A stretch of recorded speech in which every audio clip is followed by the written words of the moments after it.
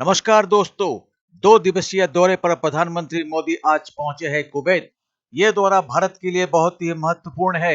Gulf country होने के कारण पेट्रोलियम के आयात का विशेष ध्यान तो रहेगा ही, साथ ही भारत में कुवैत के बहुत बड़े निवेश के संदर्भ में भी दोनों देशों के बीच समझौते को तय किया जाएगा। कुवैत में भारत के करीब 10 लाख से ऊपर लोग अपने पेशे के सिलसिले में रहते हैं, जिससे भारत में फॉरेन रेमिटेंस का बहुत बड़ा हिस्सा कुवैत से आता है। उनकी सुरक्षा को लेकर भी वार्तालाप होगी। करीब 43 सालों के बाद फिर कोई भारत का प्रधानमंत्री कुवैत पहुंचे हैं। इसका अर्थ है ये दौरा कई दृष्टिकोण से बहुत महत्वपूर्ण है। आइए देखते हैं पाक मीडिया का इस पर रिएक्शन और करेंगे वीडियो के अंत में अपनी बात। अगर दिल करे तो सब्सक्राइब भी कर देना। Because of you, we Indians are so proud. You made us proud. You take India to the high level.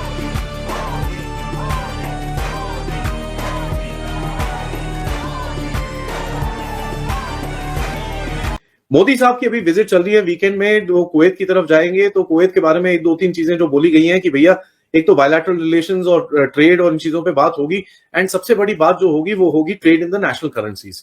अब देखिए कुवैत के साथ अगर आप कुछ oil and gas national currencies के अंदर लेते हैं, that's going to be a very very big thing. India के प्राइम मिनिस्टर नरेंद्र मोदी साहब इस वक्त हैं कुवैत में। कुवैत का इंडिया के प्राइम मिनिस्टर का ये विजिट एक सिग्निफिकेंट विजिट इसलिए कहा जा रहा है कि first Indian PM in 43 years Kuwait पहुंचा है।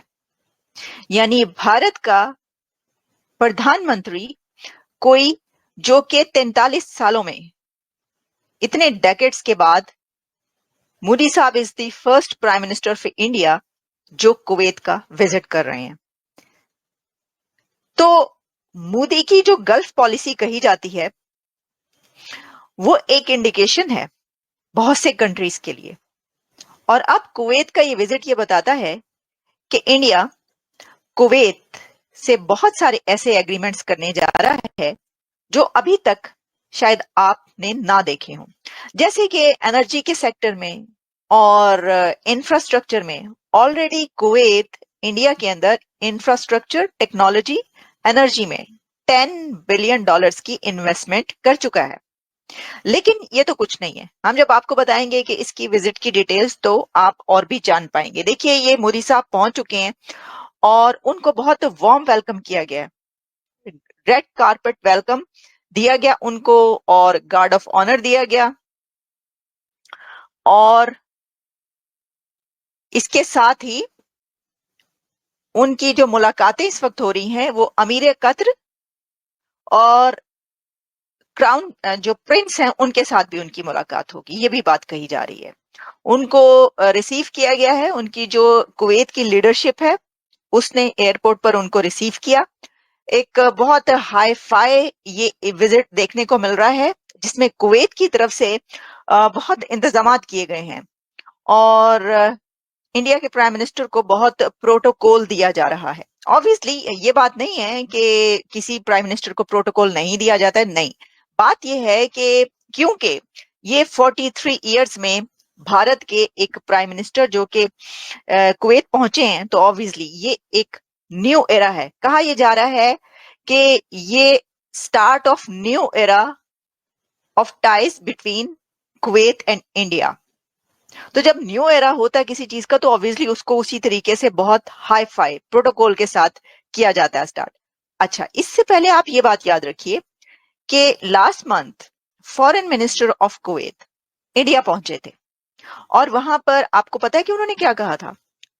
कुवैत के फॉरेन मिनिस्टर ने भारतीय प्रधानमंत्री प्राइम मिनिस्टर नरेंद्र मोदी साहब को the wisest leader of this world कहा था। उन्होंने कहा था कि नरेंद्र मोदी, मैंने वो वीडियो देखी सारा कि जिसके अंदर वो बातचीत कर रहे थे, तो कुवैत के फॉरेन मिनिस्टर ने डॉक्टर जयशंकर से बातचीत करते हुए कहा कि हम ये समझते हैं कि भारतीय वजीर आजम जो इंडियन प्राइम मिनिस्टर है वो दुनिया का सबसे वाइज लीडर है। तो दूसरा फिर आप ये देखिए ना कि इंडिया जो तरक्की कर रहा है, इंडियन जो पढ़े लिखे लोग हैं, वो बड़े आला ओहदों पे फायज हैं, पूरी दुनिया में आपको नजर आएंगे, बड़ी बड़ी मल्टीनेशनल्स को वो हेड कर रहे हैं। इंडिया के अंदर स्टेबिलिटी है। तो ये सारी चीजें जो है ना, ये लोग देख रहे हैं क्योंकि सोशल मीडिया का दौर है। गल्फ कंट्रीज भारत को बहुत इंपॉर्टेंस देते हैं, जबकि हम तो पीएम मोदी को जो है खास तौर पे मुसलमानों का बड़ा दुश्मन माना जाता है और हमारे यहाँ तो बहुत कुछ कहा जाता है, लेकिन गल्फ कंट्रीज उनको बढ़ बढ़ के ना सिर्फ ये कि सिविलियन अवार्ड्स देते हैं बल्कि बहुत विजिट भी उनके होते हैं। जी देखिए ना, सीधी सी बात ये है कि जो फकीर होते हैं ना, जो भीख मांगते हैं, जाके पैसे मांगते हैं, उनकी इज्जत कहीं पे भी नहीं होती, उनको कोई इज्जत नहीं देता। बस एक कह लें कि फॉर्मेलिटी के तौर पे आपको गल्फ कंट्रीज के लीडर्स मिल लेते हैं, आपको बाकी और दुनिया के कुछ लीडर्स मिल लेंगे, आपको हाथ मिला लेंगे। अब हाथ ना मिलाना तो बुरी बात, एटिकेट है, मैनर्स हैं, लेकिन इससे आगे कुछ नहीं। यानी आप इससे अंदाजा लगाएं कि अभी बेलारूस के सदर पाकिस्तान आए और शहबाज शरीफ ने फैसला साजों को खुश करने के लिए उनसे कश्मीर का जिक्र करना चाहा तो उन्होंने उनका हाथ झटक दिया। उन्होंने कहा जी कोई काम की बात करें आप, ये क्या बात कर रहे हैं आप। तो कहने का मतलब ये कि ये लोग वक्त के उल्टी सिमत में सफर कर रहे हैं। वक्त जो है वो किसी और सिमत में जा रहा है और ये किसी और सिमत में जा रहे हैं। तो अब कुवैत में जो प्राइम मिनिस्टर मोदी का विजिट है वो सही सिमत में जा रहा है। उनको पता है कौन कौन से ममालिक हैं जहां से इन्वेस्टमेंट लाई जा सकती है, जहां पे इंडियन वर्कर्स के लिए जॉब अपॉर्चुनिटीज हैं, जिनके साथ कोई डिफेंस पैक्ट किया जा सकता है, इंडियन जो मिलिट्री प्रोडक्ट्स हैं उनको बेचा जा सकता है वहाँ पे कुवैत में। तो ये सारी चीज़ें वो वहाँ पे डिस्कस करेंगे और मैं समझता हूँ एक बड़ा एक लैंडमार्क विजिट है उनका वहाँ पे। एक तरफ कुवैत ने भारतीयों के लिए अपना दरवाजा हमेशा खुला रखा है कि भारत से इंजीनियर, डॉक्टर और कामगार वहां जाए।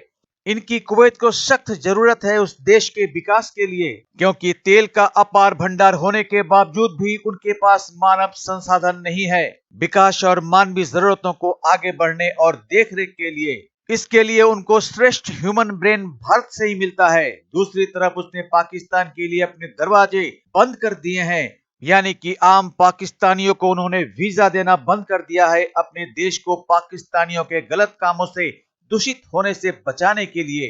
भारत के प्रति उसका ये आदर और सम्मान इस बात से भी जाना जा सकता है कि रामायण का अनुवाद कुवैत में हो चुका है।